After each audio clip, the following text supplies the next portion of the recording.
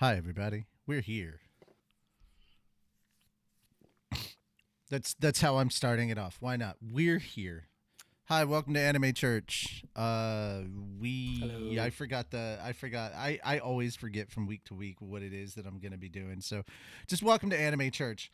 I'm Richie Roberts, your minister of science. I almost said Scientology. No.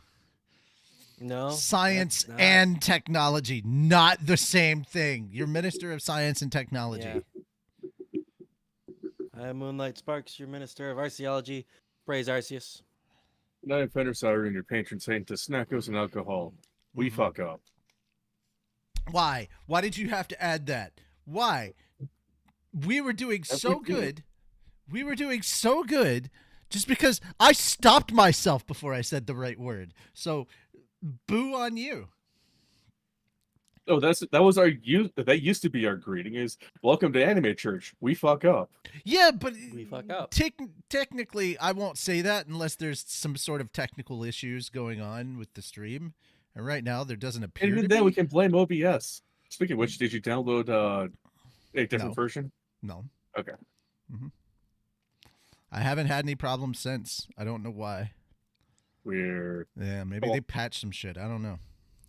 Anyway, we're here. We've got a bunch of stories to talk about and some stuff that we're gonna. God, I've got to review one show probably on my own because I don't think the other two have seen it, but it was good. So I'll give like all of our reviews of shows are gonna happen at the end, but I've got to review Batman Cape Crusader. It was only 10 episodes long, so pretty easy watch.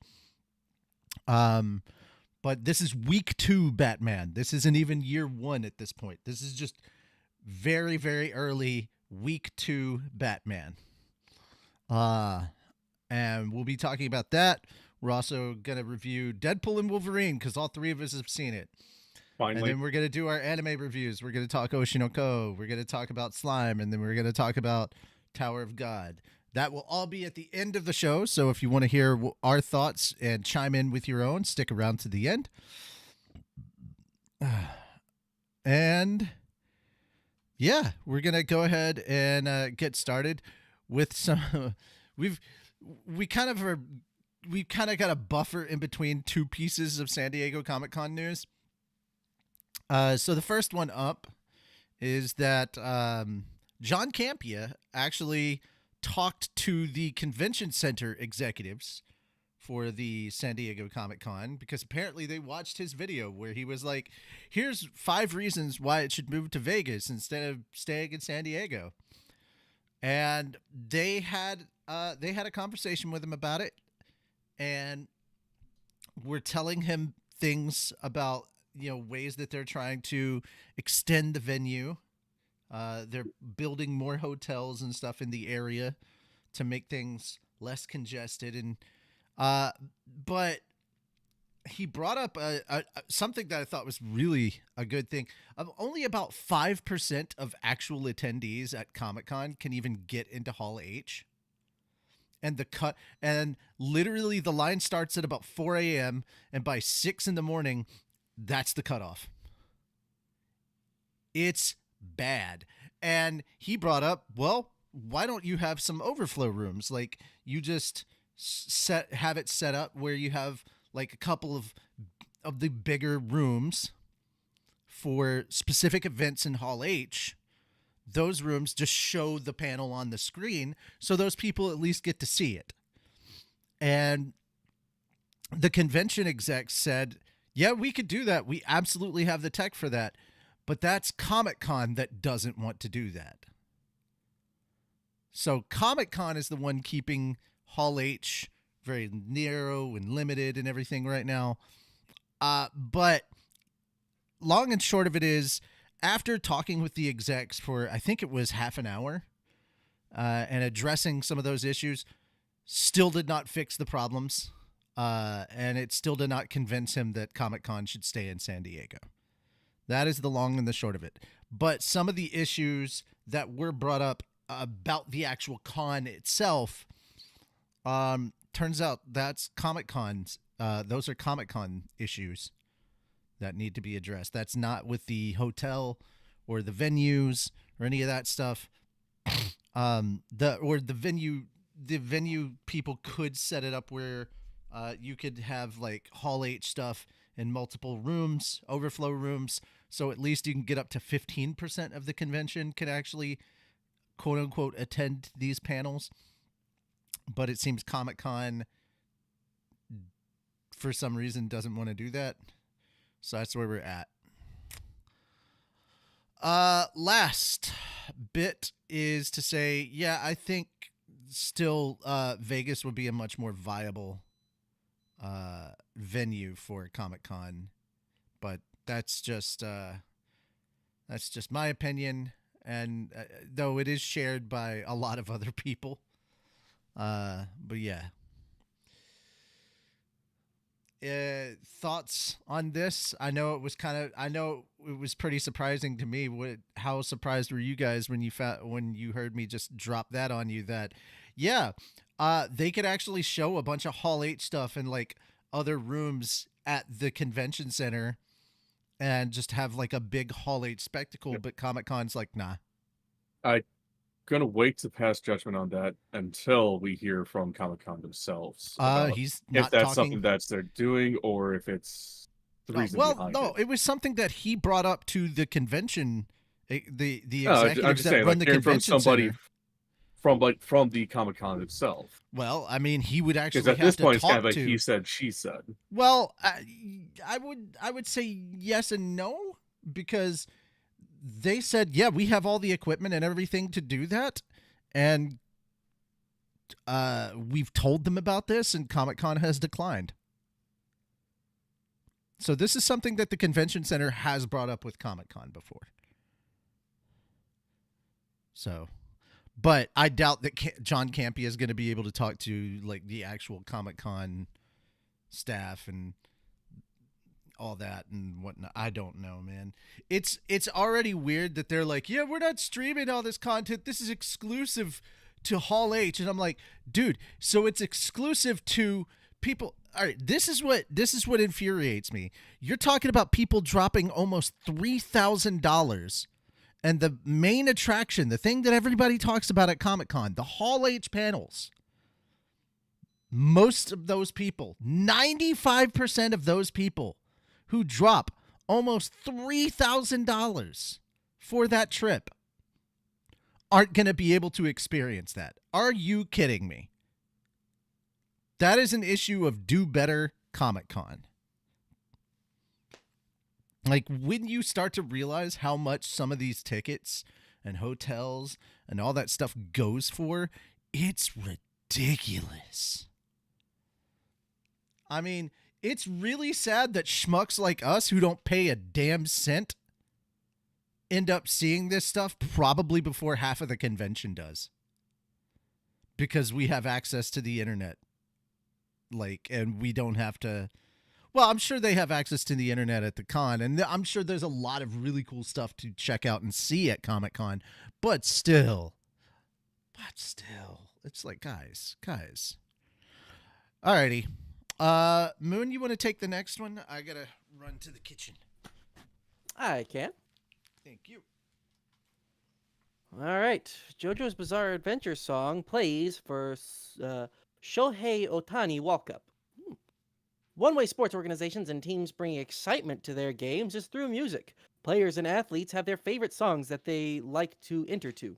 Sometimes those walk-up songs are from popular anime series. This was the case with legendary baseball player Shohei Otani during the July 23rd Los Angeles Dodgers vs. San Francisco Giants game. According to the Japanese outlet Sports Hochi, Otani's walk-up music for the night was Il Vento d'Oro, from part 6? 5 or 6? Italy. The Golden Wind. Yeah. By Yugo Kanno, from the popular anime series JoJo's Bizarre Adventure Golden Wind. The article further explained that Otani's wife, Mamiko Tanaka, selected the song. The reason Tanaka selected the song was not stated. As the Los Angeles Dodgers were celebrating women for their Women's Night game, part of the festivities included players' spouses selecting the walk-up song. The Twitter account Shohei Otani Dodgers Instant News posted a video of Otani's bottom of the fourth inning at bat during the July 23rd game.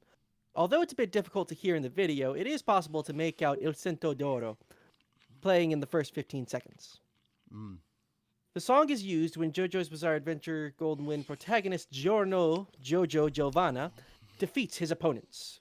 It is a fitting song for a player who is known for his exponential battling skill, or exceptional battling skills. Batting. Jesus. I keep reading it as battling because I'm just thinking Because about JoJo. JoJo's. Battle. Yeah. JoJo. Gold Wind. Batting skills. Having a career total 803 hits with 201 home runs. Hopefully, we'll hear the song used in future Los Angeles Dodgers games. Perhaps as Otani's home run song. Just throw in a JoJo pose. Yeah, instead of taking the run, he just drops the bat. Every time. No, fuck that. No. Every time he hits a home run, I want playing. I just want that. Yep, You do that, and I just want a picture of Gura popping up on the screen going, eh?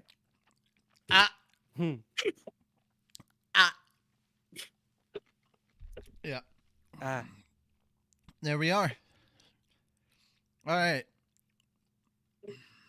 This next one is kind of important. Fenris, you want to talk about this one? Let me make sure I have the right one pulled up.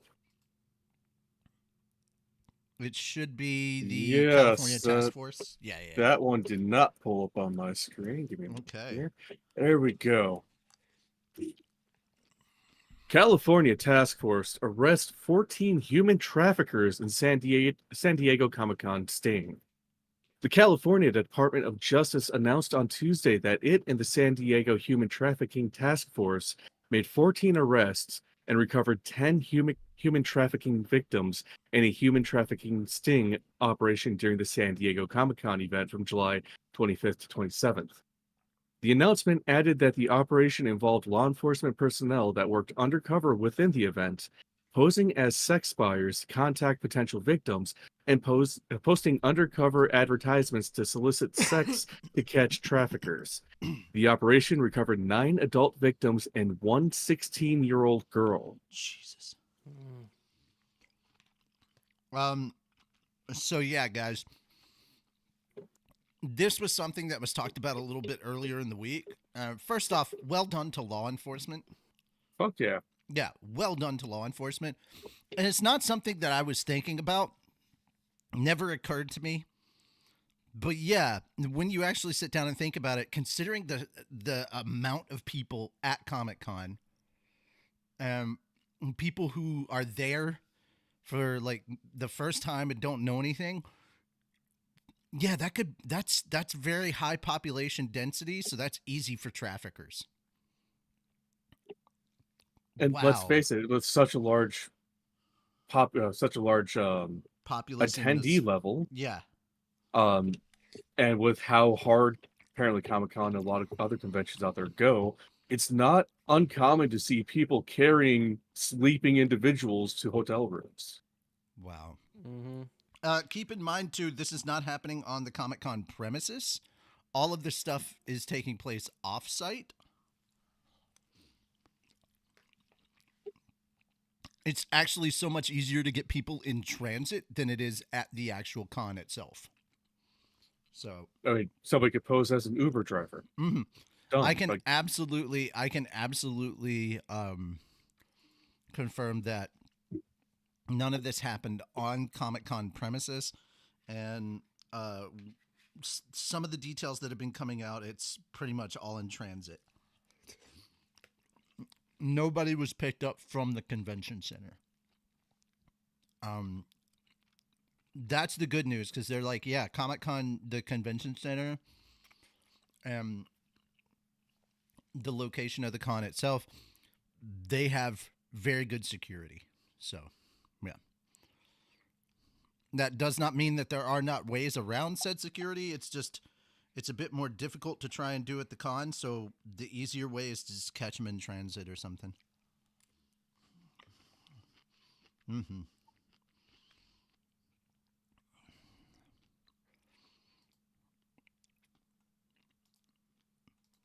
I don't have anything else to comment on this, so I'm like, anybody else got thoughts that they want to share?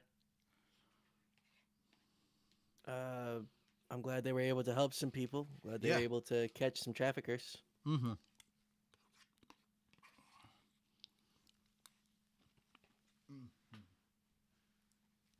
Alrighty. Oh man, more and more developments have been happening throughout the week. Okay, so about midway through the week, everybody learned that Bungie is laying off even more people. Now, this story is actually incorrect. The senior execs, Luke Smith and Mark Noteworthy, were not laid off. They left. They were just like, oh, this is because apparently they were working on projects outside of the main Destiny content. They were working on some content within the Destiny universe. Apparently, according to leaks from former Bungie employees who remained anonymous and current Bungie employees who wish to remain anonymous, they were working on a third-person a third-person game that takes place within the Destiny universe, but is not our Guardian. So, could only know what that could have been. But apparently, and everybody's throwing this at the feet of the Bungie CEO. And what's even funnier is it looks like Sony got screwed over in how much they paid for Bungie because the CEO overpromised and underdelivered. So even after all of the good stuff that was coming from Bungie from the final shape, how well they did, we've got another 200 something layoffs, and then 155 people are moving from Bungie to Sony's internal gaming studios to work on what was called Project Gummy Bears has now moved from Bungie to Sony. And the process has actually begun for Sony's takeover of Bungie because it was so poorly mismanaged from the very top. You know, now I'm hoping that's a gummy bear battle royale. It's just a code name. I don't know. I know. specifically what I'm it just thinking. But I forget what movie it was, but the scene, it was something where a gummy bear stepped in a bear trap and started screaming. I'm thinking, that'd be funny to actually play a Wreck-It game Ralph like 2? that. That or it was Robot Chicken. Could be. Might have been Robot Chicken. Anyhow, the projects that were going on, there were like 5 or 6 different projects that were going on over at Bungie, and it turns out there really shouldn't have been. And now everything's been pared back to just Destiny and Marathon. And seeing more and more people just kind of leaving and like who these people are that are leaving, the community's kind of done with Bungie at this point.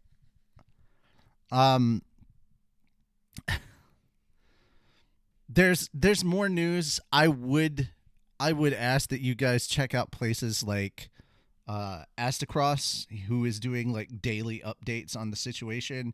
Check out Paw Tassie. I don't know why I said Paul like paw, but Paul Tassie. I think it's because I had like too much saliva in my mouth at the point in time, and I didn't want to spit all over my mic and keyboard. But yeah, Paul Tassie. There's like so many people. There's constant updates going through. Sources have clarified that Smith and Noseworthy's departure came as the Payback project was shut down. That is the third-person game that was supposed to take place in the Destiny universe. It was codenamed Payback, which I thought was pretty interesting. Everybody, when they found out about Payback, they were like, dude, this sounded cool. What? Anyway, Smith was executive director at Bungie and became a notable public-facing representative for the studio, having guided Destiny 2's narrative back to a place that excited fans and more clearly set up a long-term story for the sci-fi shooter. Noseworthy, meanwhile, was vice president of the Destiny universe and responsible for the overall strategy of Destiny as an intellectual property and business. Yeah. So, Pete Parsons, that is the CEO of Bungie. Pete Parsons confirmed that around 220 people from several departments are being let go. So the number represents 17% of its workforce, and another 150 people are reportedly being moved around to Sony Interactive Entertainment. Now, here's the funny thing. When they were at Microsoft, we kept hearing about, like, oh, everybody thought Microsoft was holding Bungie back. And then they go to Activision, same thing. You know, we think that Activision is causing all these problems, and then Bungie goes independent, and we're like, okay. Turns out this has been a big problem throughout Bungie's history of poor management. Over-promising, under-delivering, that has been the goal.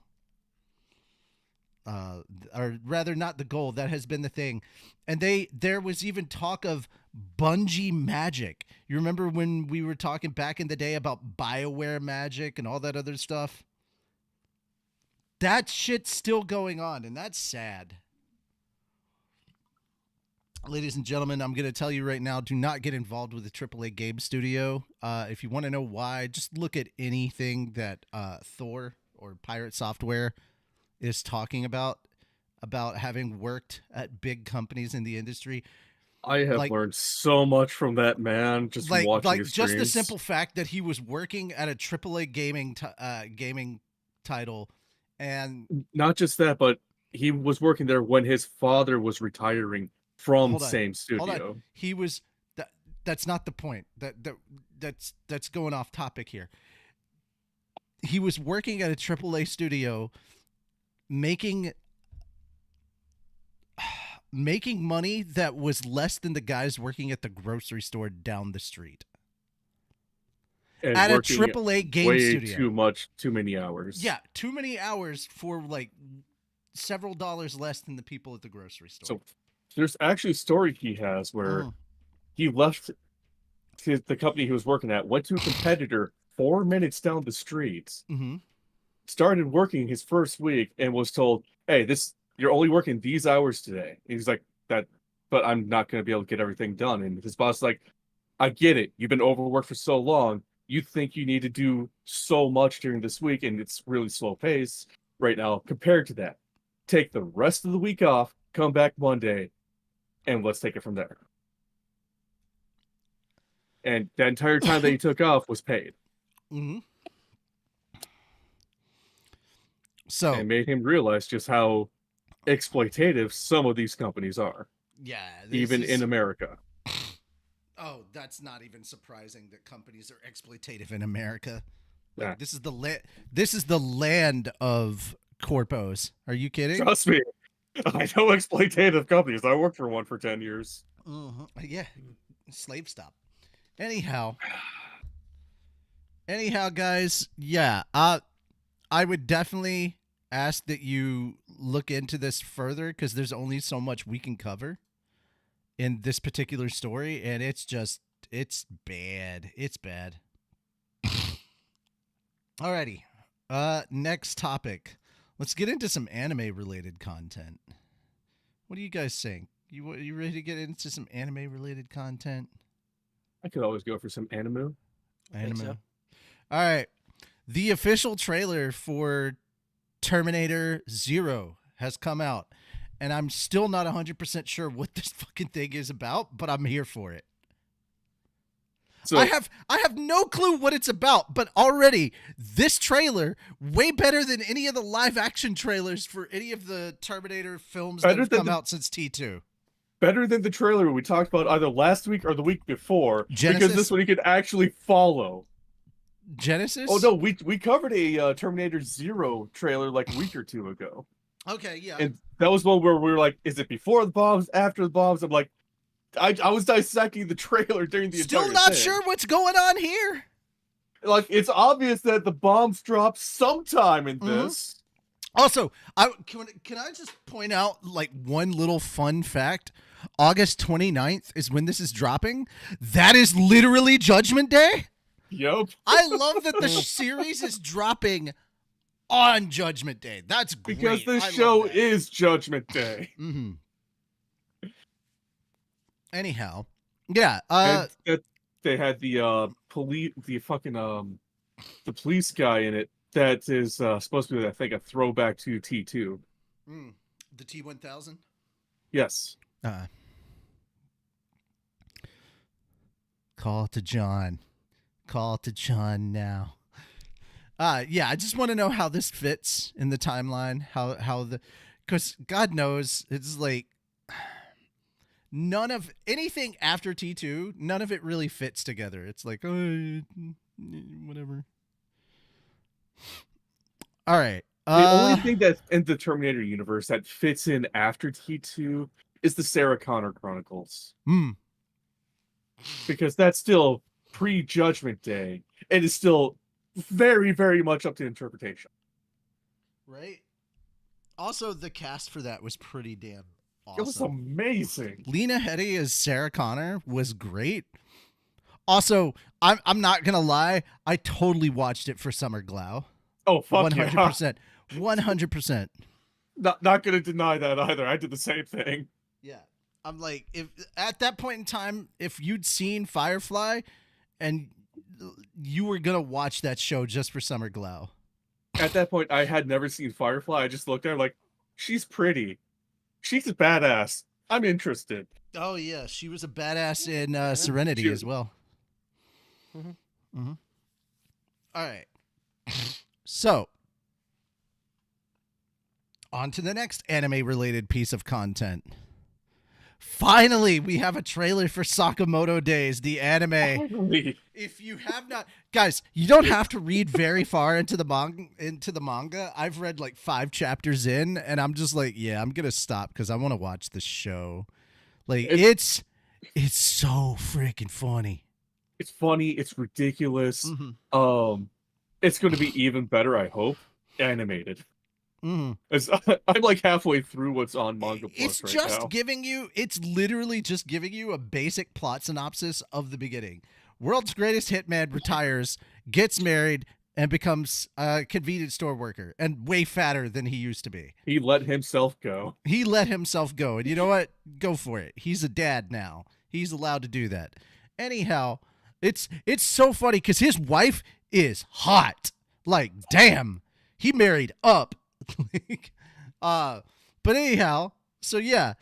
And she still loves him so much. Yes, she does. Several years later, yes, Brandon, it's basically on just anime John Wick, but if John Wick got fat and his wife didn't die. Right. It's John Wick without the cancer. You know? It's John Wick, but with a happier Or story. the dead dog. Or the dead dog. Because the dog is replaced for a daughter in this one. And if they killed his daughter, it's over. But like literally the world's greatest assassin retires, been retired for 20 years, and then somebody puts a price on his head or something for some reason. Don't remember why. And you know what? Even if I did, I don't think that is like all that important overall. It's just somebody did it, and then watching all these people try and come out of the woodwork, and like he's not allowed to kill. That's the funny part. One stipulation his wife put on him. Yeah, he is not allowed to kill, or the marriage is over. He will be getting divorced. And he loves his wife way too much for that. Hell, if I would too in that situation. If she was willing to deal with everything, like my entire past, letting myself go to that extent. So literally, if you want to see the most creative ways to take people down without killing them, holy crap. Imagine Burn Notice in an anime. I don't remember Burn Notice. Burn Notice was also kind of the premise where a spy kind of got burned and he was trying to survive on his own. I remember taught the a plot lot synopsis. Was it? I remember the basic plot synopsis of Burn Notice. I just don't remember Burn Notice. Burn Notice itself had a lot of episodes where it taught a lot of scientific stuff that actually applies to real life. Like if you stick a gun barrel in liquid nitrogen and try to fire, it's not going to go well. Or proper ways to armor-proof a vehicle using phone books. It works. But yeah, I'm really excited for Sakamoto Days. That looks like it's going to be a lot of fun. All right. If it follows anything close to the manga like it should, it's going to be fucking hilarious. Right. Okay, we've got 3 more stories to go through before we start doing our reviews. So, all right. Finally, we're getting to the closing of this whole Kadokawa got hacked routine. So Kadokawa is gradually resuming shipping of books in August. They're also slowly rolling back out the Nico Nico services and all those things as they have finally done all the security stuff they need to do. Kawakata Corporation announced on Monday that the company's book publishing business will gradually resume shipping in August. With daily shipping volumes expected to return to normal levels in the middle of the month following the cyber attack on the company on June 8th. The company also noted that it has restored accounting functions owing partially to analog means. By September, the company expects to be able to scale up its promotional activities again, compensate for pending shipments and titles that have had supply problems, and reactivate its direct order tablet system, a direct order system connected to bookstores. Kadokawa added that due to its partially analog measures to alleviate the decrease in production and shipping, it sustained normal levels of production for new publications in June, while shipping of existing publications dropped to 1/3 of normal levels. Kadokawa also expects that by August, its merchandise sales will see virtually no impact from the cyber attack. Kadokawa's Dwango subsidiary announced last Friday that a number of services from its Nico Nico video site will resume operation beginning August 5th, so tomorrow. With a new version of the website, live streaming on the website and channels will gradually return to service throughout August, and the company also revealed that it has rebuilt its systems and implemented new security measures with assistance from an outside specialist. The company confirmed it is still assessing the full scope of damages from the cyber attack. Alrighty. That is as far into that bit that I wanted to go, because it's just going to feel like jargon at the end if we don't if I keep going. Oh, I didn't know Lisa sang at San Diego Comic-Con. That's awesome. I've been reading that. Have you? Okay. Yeah, I started like 2 minutes ago. Like, I'm literally looking at this picture and she looks so adorable, and I'm just like, why would her husband be dumb enough to cheat on her? I don't know. That's so stupid. All right. You've been talking about this next story quite a bit. Do you want to go ahead and cover it there, Fenris? Yes, I will gladly cover this one. Just because a lot of these shows in this article I watched. Oh, okay, gotcha. And then Moon, I'm going to give the last one to you. All right. Yeah. Discotech Media reveals 25 new releases.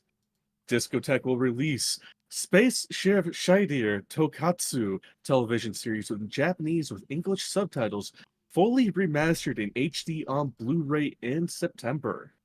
The show first aired in 1984 to 1985. That one I watched with my dad growing up. 1985. Great show. Oh man, I'm so glad it didn't hit the wall. I never really had it all. One Prozac a day. Is your husband a PTA? No, something about a CPA. Her husband's a CPA. Mm-hmm. A CPA. I don't know how I came up I mean, with my PTA. dreams did go out the door when I turned 24. God damn it. Okay, stop. Only been with one Stop. man. They will also release Lupin the Third Italian game special on Blu-ray in September. They will release Space Pirate Captain Harlock in upscaled 1080p. Good lord. That one they don't have a release date on. They will also release the Oh, good OVA lord. of Dalos in September. Gonna have to do a specific Giant, yeah, Giant Gorg. They're releasing that one on Blu-ray. I remember watching that one. That was from '84. Space Musketeer Bismarck also will be getting its own Blu-ray, as well as Kamen Rider V3, another fantastic tokusatsu. There's Chie the Brat. Never heard that one before. And possibly one of the best teachers in existence in all of anime. Great Teacher Onizuka is getting its own Blu-ray, featuring upgraded English subtitles as well as the Tokyo Pop English dub in September. Then there's Digimon Adventure 2, also getting its own Blu-ray. Magical Girl Lyrical Nanoha Strikers. Haven't watched that one before. Kiss X Sis. Well, I've unfortunately watched that one. Professor Layton in the Eternal Diva. Never knew Professor Layton had its own anime. Played the games before. Neither did I. Then there's Humanoid Monster Bem. Droizer X. Pretty sure that's from the Mazinger series. Live action Dororo film. This one also got me laughing because I never expected it to get a live action. Iran High School Host Club is their live action is also getting a Blu-ray. The fuck, my guy. I never knew it had a live action. And then lastly, back when hentai had a plot, they are releasing Kite, the integral version on Blu-ray, which will include 3 different versions of the movie. First is the adults-only uncut version, the US general release, and the international cut, which was never released in America.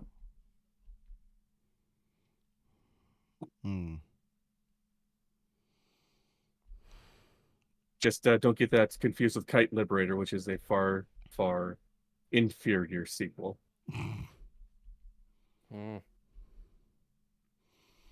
Yes, Discotech also confirmed that Reborn special fan disc is releasing in September, as well as Katsuhito Ishii's surreal action comedy live action film Party 7, the Robo Geisha Tokatsu film, and Funimation. Sorry, that was part of that last one. Electric Dragon 80,000 Volts, the Kekko Common film trilogy, the Android Kikaider series, and the Special Rescue Police Wood Spectre series. Lastly, Discotech will release MXC, the re-edit of Takashi's Castle game show that aired with an English dub on TNN/Spike TV. Also a fantastic show. I used to watch that one with my grandma. She got me into Ninja Warrior and all that. She absolutely loved those shows. Looking back, I come from a family of weebs. I'm very happy about that.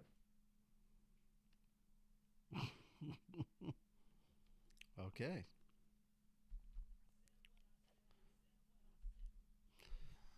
All right, Moon, you ready?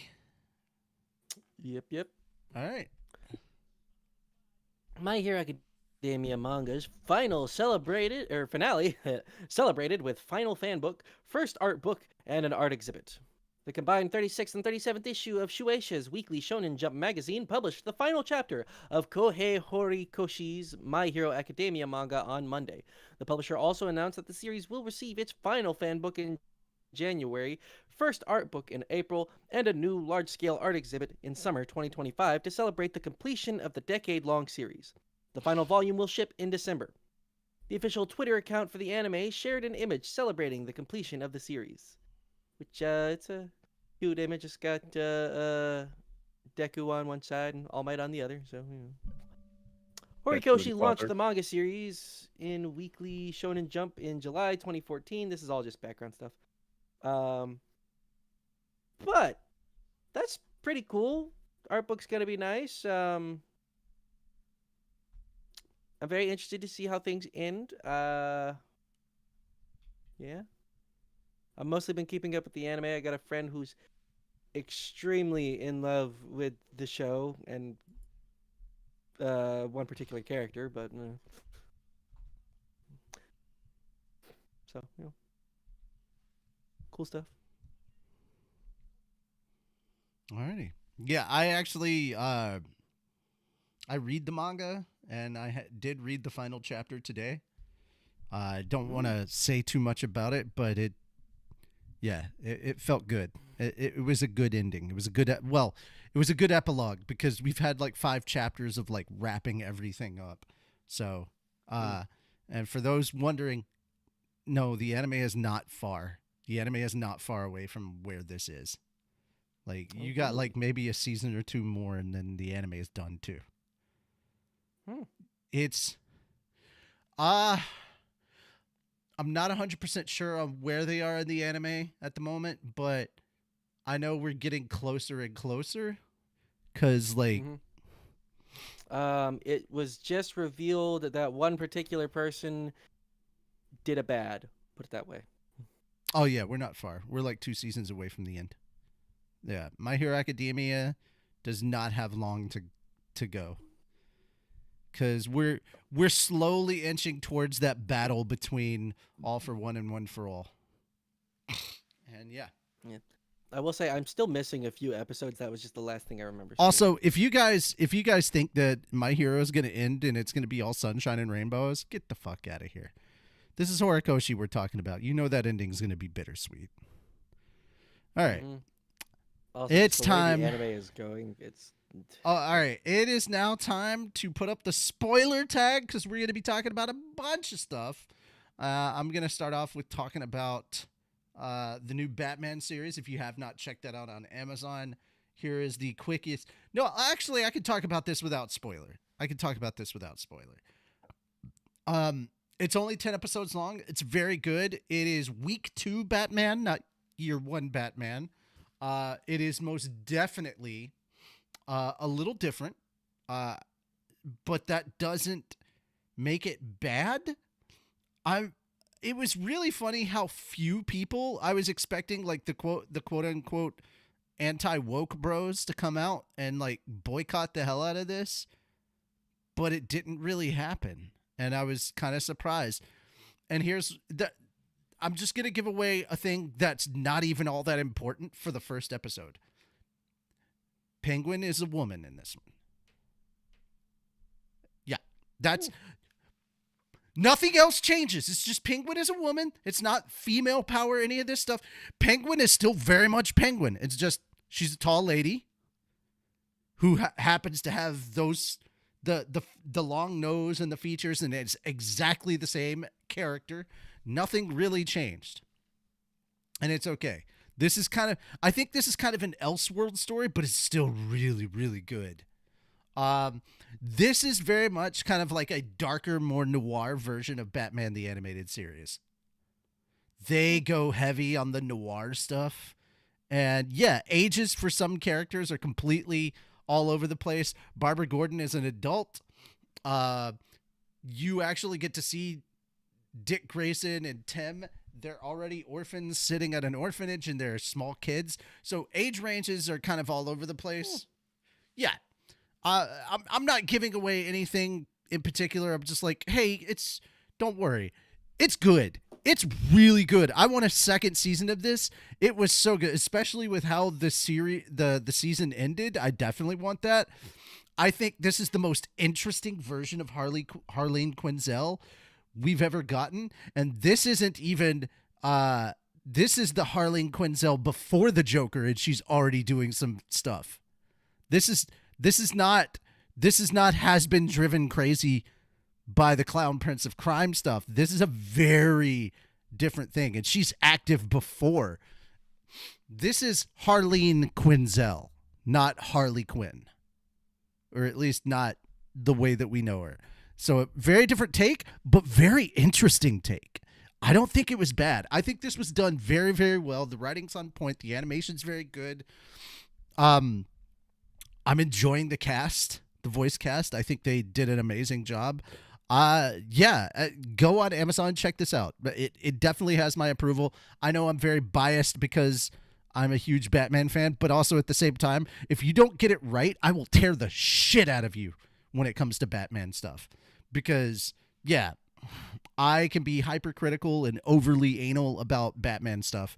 But yeah, also, probably the coolest Clayface I've ever seen as far as a Clayface story.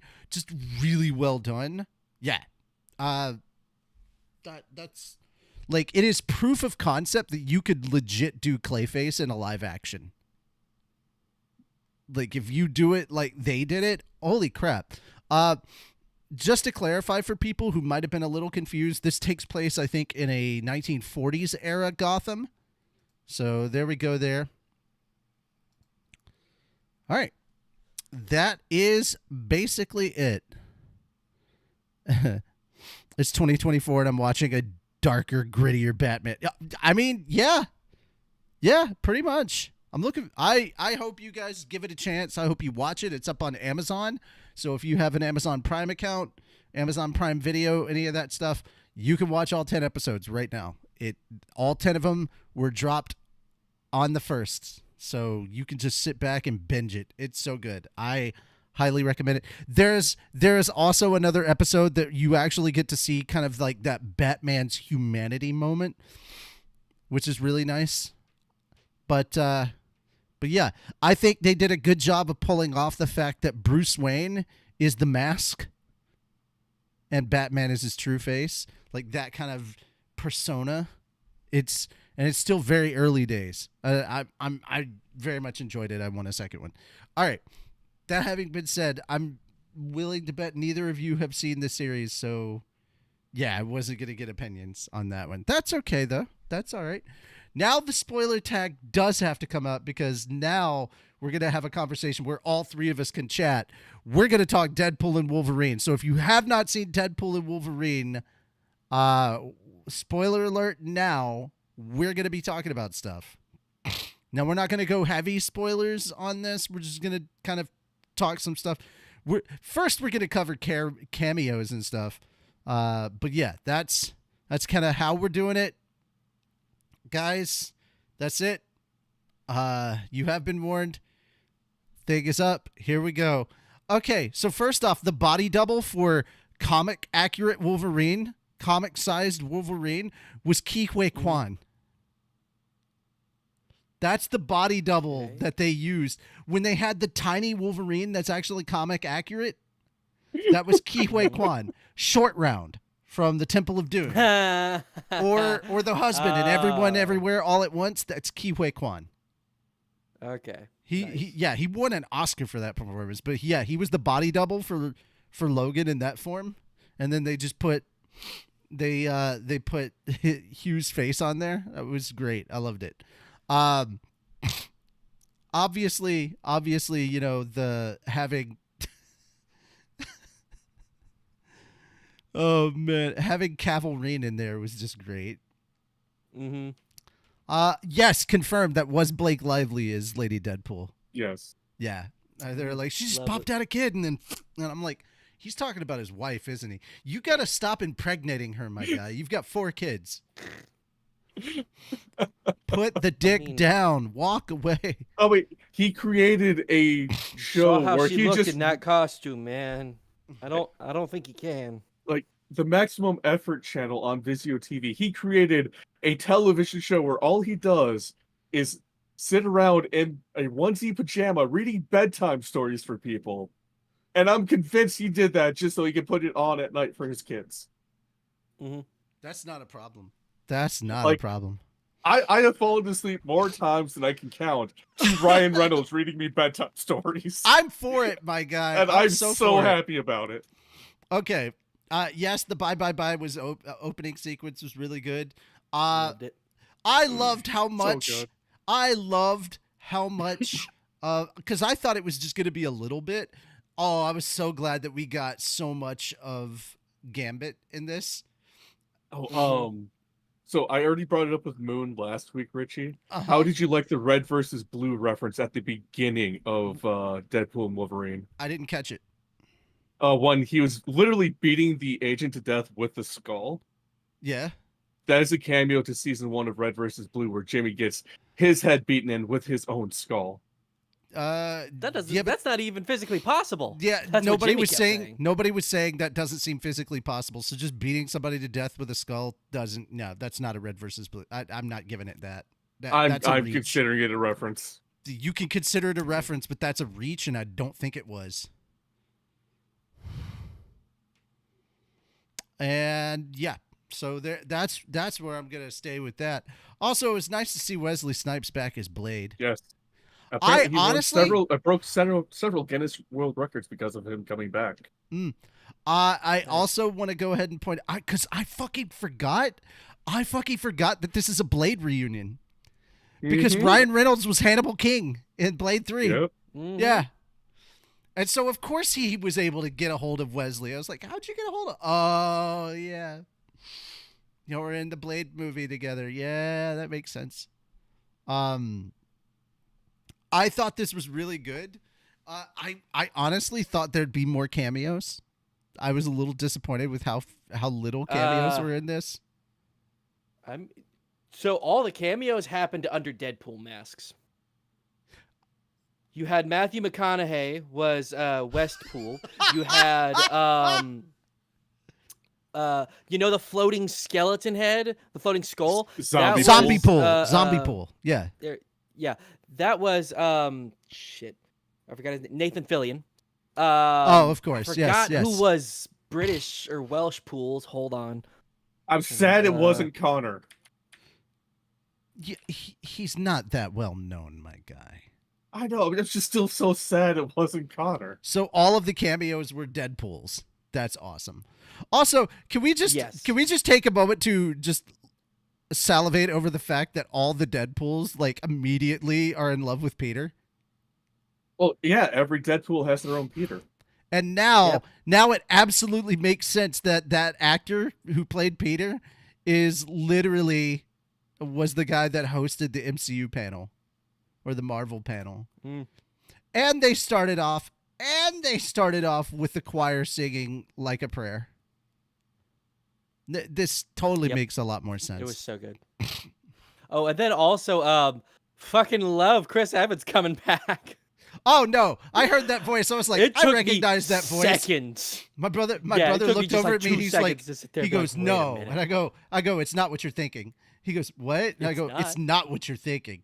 And they pushed the Captain America joke so hard, and then it turns out it's Johnny Storm, and I'm like, yeah, that's who it's supposed to be. Did Fox. Either of you watch the after credits scene? Yes. Yes. So glad that he vindicated himself. Absolutely. He didn't vindicate himself. He went back and actually made that happen. He didn't vindicate himself. He wasn't the reason Johnny died. He Yes, did he not was. put words in his mouth. Yes, he did. And Johnny even said, "You can quote me," so he quoted him. Literally the whole Word thing of for him. fucking word. You don't get the joke then. Either you're being sarcastic or you don't get the joke. It is hard to tell sometimes, I know. What happened is Deadpool purposely did that shit to be like, hey, see, I didn't do it. Not my fault. No, that is classic Deadpool going back I and know. making somebody say something that he said they said, but they didn't actually say. No, 100%. That's bullshit. Wade, fucking ass. Now, here's my thing. I'm wondering, did he and Vanessa get back together? Because it's kind of ambiguous on that now. My question is, why was Shatterstorm there? Right? Like, he wasn't close to Shatterstorm. He was kind of a prick. Deadpool's words. However, it's always good to see Yukio back. Yeah. I love Yukio. Yukio's the best. Her lives are almost always the same. She's just It's saying such a something sweet nice to Wade. interaction. Yeah, she is the best. She is the best of that power couple, as it were. Negasonic and Yukio are just the best. You've got the sweetest girl in the world and an absolute bitch, and I love it. I love it so much. Also, how nice is it for all of them to be like, we're in an MCU movie now? Not only that, but like a record-setting MCU movie. I was haven't actually even surprised. Buck made an appearance as one of Wade's friends. So I'm actually kind um, of surprised that Bob wasn't in there, to be honest. Two of his kids were also one. One of them was Kid Pool. Oh, that and does the not other surprise me. one was he's just credited as a screaming mutant. That makes sense too. That makes way more sense. All right, so Yep.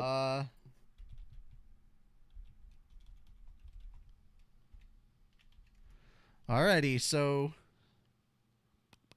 trying to look this up. Holy shit. Do you guys want to hear where they're at right now? Keep in mind that the budget for this movie was $300 million, right? That was the budget, right? In total. Mm-hmm. So I think it was like 200 million plus like 100 million for the ad campaign. Worldwide, anybody want to take a guess as to how much it's made? 763 million. Higher. By the way, I saw this on Thursday in an IMAX. No, we're not in the billions yet. 912,355,712. Down. A little lower than that. I will say that this weekend it pulled in another 97 million second weekend. That does not surprise me. All right, we are sitting at $824.1 million. It is. Keep in mind that as of last week, they were only at 400 million, so they've gained another 400 million. So they have already doubled in 2 weeks. In 2 weeks, they got super close to hitting the $1 billion club. If anybody thinks this isn't going to be a $1 billion movie, you're out of your damn mind. You are out of your mind. So keep in mind, guys, that the original Deadpool grossed over its lifetime, its box office lifetime, was $782.6 million. So in 2 weeks, it's already surpassed that. I found a better list. Apparently, also his daughter, which one? Warda Wilson, is Deadpool. Oh, wait, no. This is a comic thing. Okay, my bad. Okay.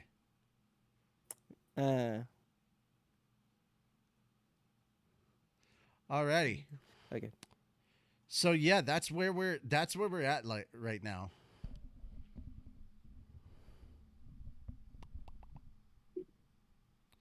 So yeah. Any other stuff we want to talk about? Because I wasn't really trying to go in depth about the plot of Deadpool and Wolverine. Yeah. I don't really like. That's not the part I want to talk about. I'm just like, oh my god, this thing. Oh my god, that thing. Oh my god, this thing.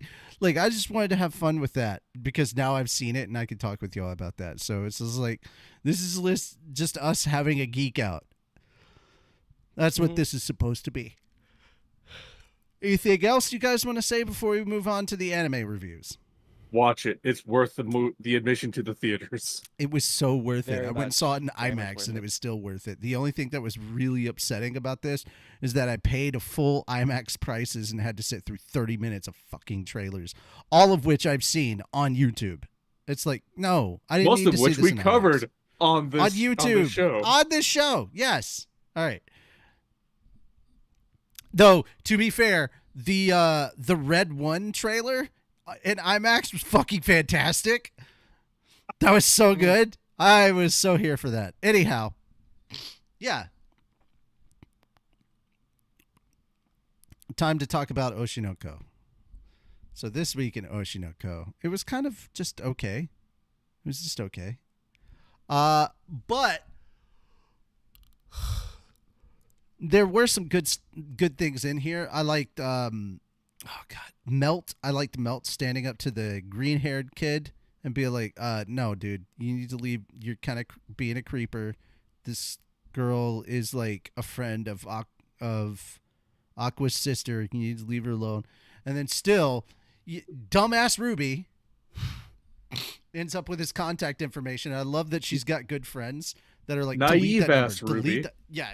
No, she's kind of a dumbass. Dumbass and naive, they kind of go Dumbass hand in and hand. naive, they go hand in hand. But I'm glad that she has friends like Kana that are there to be like, block and delete that number, like right the fuck now. I will say the Akane shippers, they were eating good this week because of the whole thing of like where Akane straight up says, oh, okay, well, if you're in this industry, if your whole purpose to act is because you want to kill someone, then I'm down for the ride. And it's like, oh, all right, well, damn. Also, the finding out that she can cook, like so many. Also, the other thing where all the Akane fans are like, oh my god, it's them, they're meant to be, because Aqua would not let Kana watch his terrible acting in the past, but he didn't care with Akane. I'm like, y'all are reading the opposite into that. But then again, I'm just a guy who's read all the manga up to now, so yeah. Also, I ship the other team. Proudly, I ship Kana and Aqua together. And then there's those weirdos that ship Ruby and Aqua together, and I'm like, no, that's not okay. This isn't Kosuga no. Yeah, I'm not going to say that. Stop. Yeah, no. Yes. I'm one of the weirder people that ships Aqua and MHA. Why? Because they're kind of closer in age? Yes. Mentally, yes. Mentally, they're kind of closer in age. I don't think that's going to happen. But yeah, you keep wishing, buddy. You keep doing that thing. Happen. Yeah. I'm almost caught up on the manga. I'm like 2 chapters away now. I know it's not going to happen, but I'm still like, that'd be a great couple. So, we finally get forward to the play is starting, and we get the mangaka showing up and saying that, now she's really nervous because what if she's the only person that likes the script? And then the script writer for the play goes, well, yeah, he's like, look, you know there's at least 2 people that love this script. And so, I love that she hides behind her senpai, sensei. her senpai sensei. It's just like, I thought we were, and he's like, I thought we were friends now. We'd bonded. And her sensei's just like, she's just fucking awkward around like people, but very much so around men. Don't take any offense. Like, keep trying, keep reaching out, keep trying. And now I'm shipping the 2 of them, the 2 writers. Right? They're so damn cute. Fair. That is fair. I mean, they got along so well in the fucking virtual meeting. Mm-hmm. Like, they're super fucking cute. I ship the 2 of them so hard. They both deserve happiness with how hard they work. So we get to seeing everybody. Like, that's the funny part is I did see some comics going, who are these people that Ruby is talking to, or that Ruby's talking to? I'm like, it's the people from the reality teen love show. It's those same people. Mm-hmm. They show up and interact with everybody, and so we get some interaction with Memcho and the gang. I love the musician looks over and sees Ruby and is like, holy shit, who's the hottie? And Mem's immediately like, bro, that's Aqua's sister. He's, what the fuck is up with their jeans? I want to see their parents. Like, wouldn't we all? We at least know one. We at least know one. Well, technically, I think if we're reading the manga, we know the other. I know that, and you know that, but they don't know that. I know that. That's why there's a spoiler tag here. Yes. Yeah. I can say that shit because I'm hiding behind a spoiler. Yeah, but we're spoiling the anime, not the manga. if you think that that the manga's not far enough that we've actually revealed the dad by now, holy crap. I said we're spoiling the anime, not the manga. Yeah, and now I'm turning this Spoilers are around and spoilers. saying spoilers They are spoilers. don't differentiate. Yeah, and I'm like, if you think we haven't learned who the dad is in the manga at least by now, then you must think that this show is much longer than it actually is. Yeah. Yeah. We didn't say who the dad is or what he looks like. It's just like, yeah, if you've read the manga, you've met the dad. That's basically it. Technically, if you've watched the anime, you've also met the dad. You just don't know it. You have met the dad. I think it was there was like a brief scene. You don't know who it is, but yeah, the dad does show up briefly in the anime. I can't remember if it was the beginning of season 2 or end of season 1. I'm thinking it's end of season 1, but yeah, dad's technically there for like a snapshot. It's not long, not long at all. So, but yeah,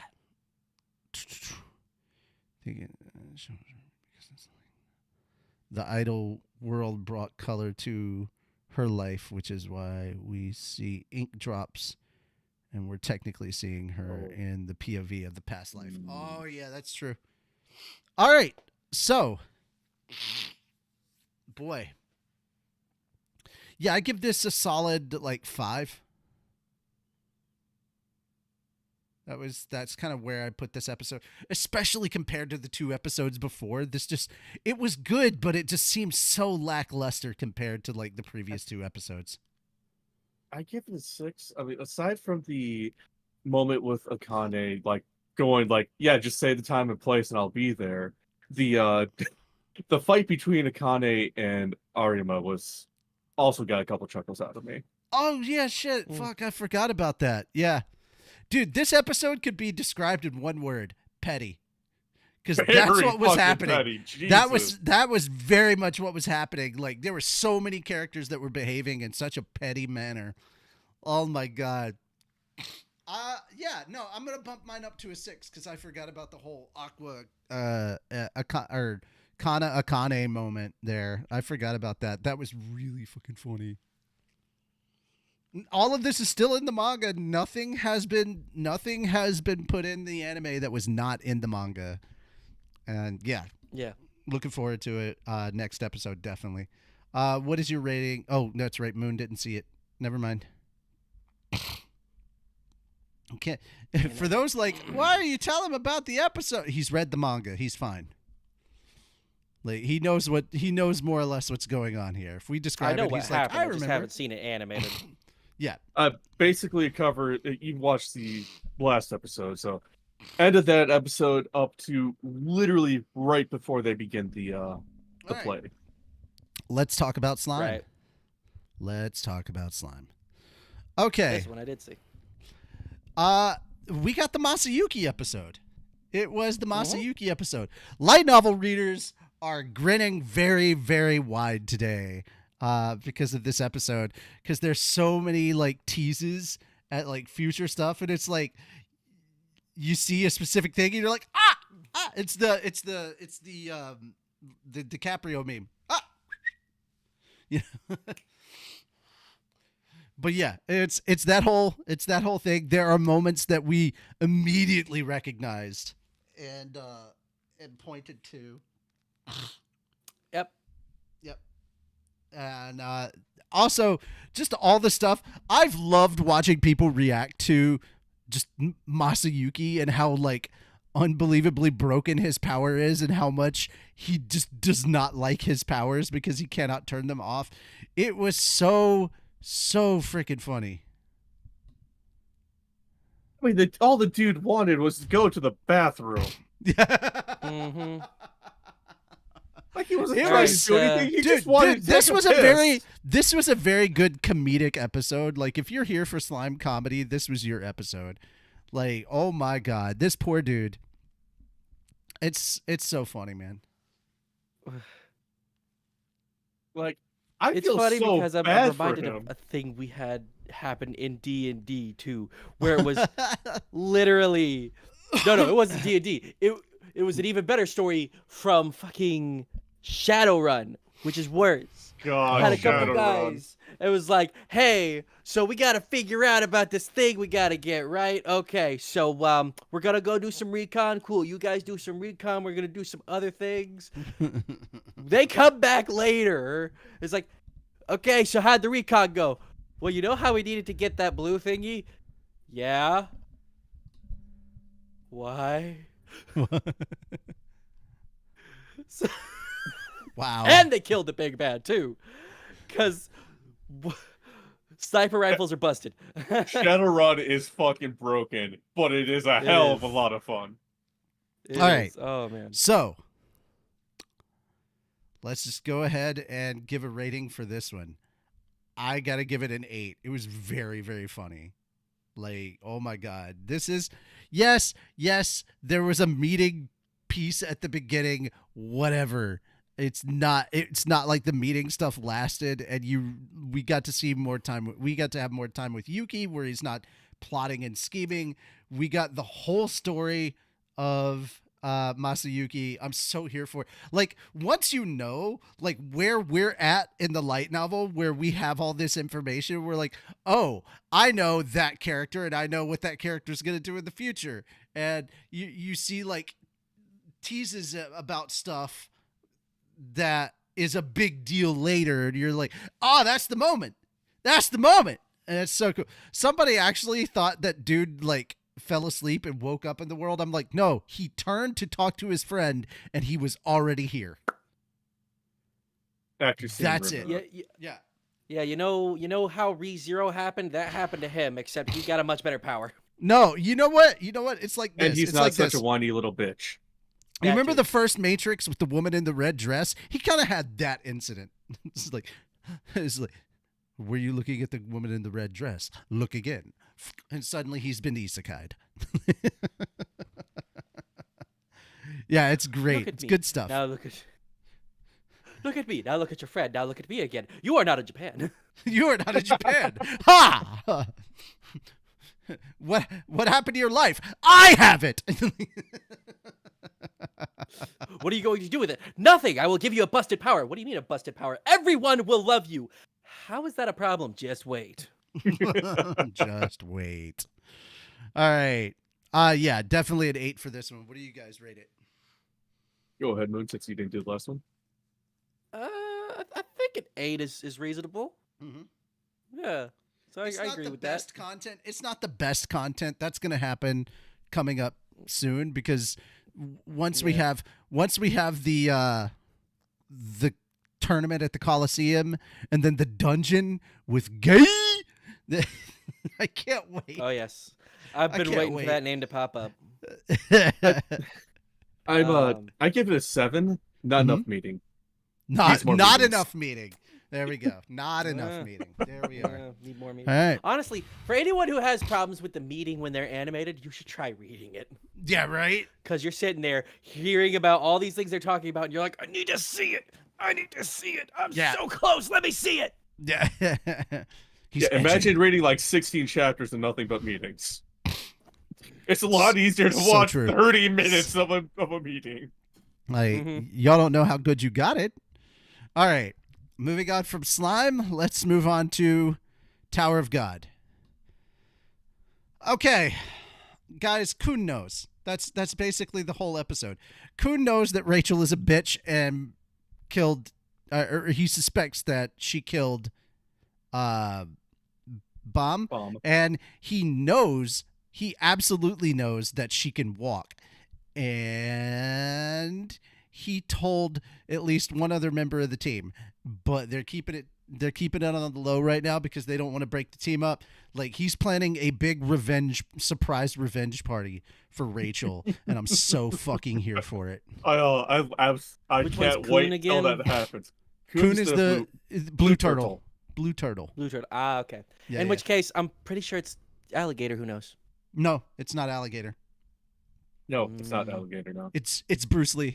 Though alligator does Oh, It's no, the that makes Bruce Lee sense. guy. It's the Bruce Lee guy. Yeah. Okay. So, Yeah. By the way, the two princesses are working together and climbing the tower. So Anak and I can't remember her name right now, but yeah, it's And Dorsey. and we in Dorsey, and we got a flashback to season 1 Bomb of Dorsey asking Bomb to take her on a date. It was so fucking cute. And he's just like, I got work. I'm sorry. It's like it's one of those things, dude. It's like he doesn't know what to do. Like, but now his mind is solely on Rachel. Also, we got a fake Julie Grace. Like, there's this guy walking around town with a T-shirt that says "Fug" and like some kind of a club, and he's just threatening people, saying that he is Julie Grace and beating up breaking all sorts of stuff. And there are idiots in Bam's team that think it's actually him. And that like the fire girl. My favorite part was like literally. Yeah, my favorite part is that literally the entire team has turned against this chick because Bam like is nice. Turns out he's not as evil as everybody thinks he is, and he can cook.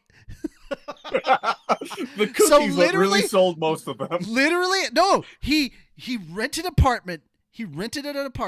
He's letting everybody stay there for free, and he's cooking for them.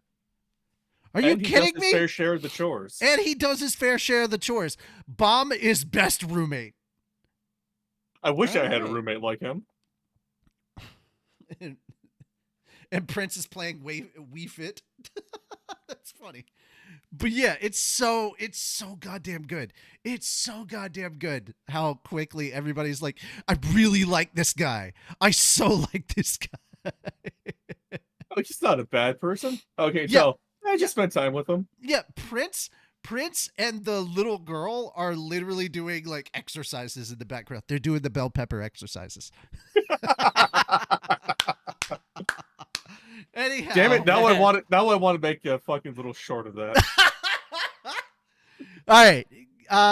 So yeah, going back over this and laughing and talking about it, it's not as meh as I thought it was, but it's not as good compared to the other episodes. See, episodes like these are better with friends or to talk to people about it. Yeah, you can actually go back like, oh, it wasn't that bad. Like, this is actually pretty funny. It was fun. I give it a 5. I'll give it a 5. It was a solid 5. I give it a 6 just because I know what's coming up, and This is a build-up. This is a build-up episode. It is building towards something. And once again, this is just another one of those times where I'm like, guys, read the manhwa. Jump on to freaking oh yes, we had a Yamcha cameo as well. Yes, we did. We had a Yamcha cameo. What? Yeah. Yes. Someone in the Yamcha pose? Yes. I was so like, don't think I did not catch that. It was so silly. But yeah, from the Flash guy, yeah. Even really in the fast manhwa, guy. it was there. It was just like, it was there. Reading it. Love it. I had to save that particular chapter because I'm like, the meme. Every time I need to laugh, so I'm coming back to this. Yeah, it was so good. But yeah, that's where we're at. That is our thoughts and everything going through on this and the Tower of God. Killua. We found Killua. Oh boy.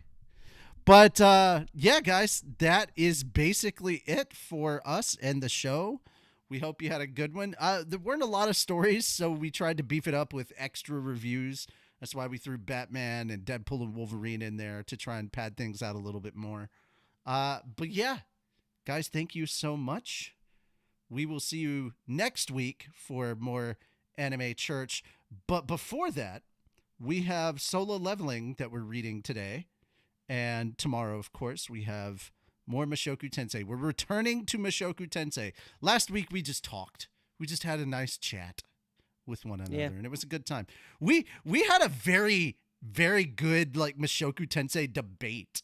I want more of that. That's so good. Maybe we should start doing that once a month. We should. But I do like gaming with you guys. I do like gaming with you guys. So there's that.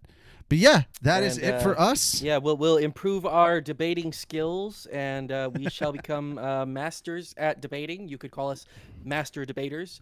So I'm just going to be a master of the universe. Or Do you have the I'm power? going to be a master of disguise. I'm going to be a master of disguise. Listen, Anyway. you're not turtle enough to join the Turtle Club.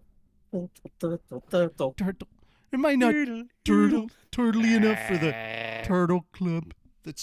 That movie was so dumb. I love it so much.